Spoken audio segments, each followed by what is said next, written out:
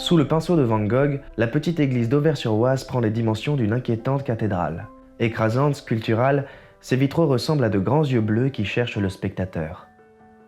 Tout aussi étonnante est la grande ombre qui se dessine au pied de l'église, alors que le ciel est sombre, presque nocturne.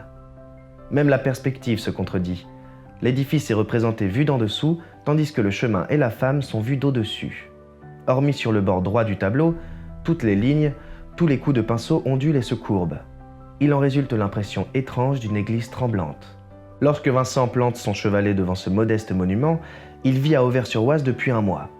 Il est arrivé dans ce village au nord de Paris sur les conseils de son frère Théo, après un an d'internement en Provence. Théo le recommande à Paul Gachet, un médecin amateur d'art et ami des plus grands peintres de son temps. Corot, Cézanne, Pissarro. À Auvers, Vincent peint avec frénésie la vie autour de lui.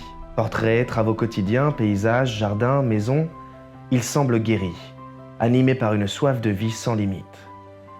Ses lettres révèlent qu'il est heureux de revenir vers le nord, vers sa famille et ses amis artistes. Les tableaux peints dans les 2 derniers mois de sa vie atteignent un style plus personnel que jamais, avec une touche fiévreuse, une maîtrise étourdissante.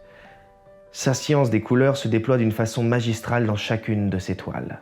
Dans les 2 mois qui séparent son arrivée, le 21 mai 1890 et son suicide le 19 juillet, Vincent peint plus de 70 tableaux et fait de nombreux dessins. Magicien du regard, ses pinceaux ont pour toujours transformé la petite église d'Auvers-sur-Oise en un monument fantastique.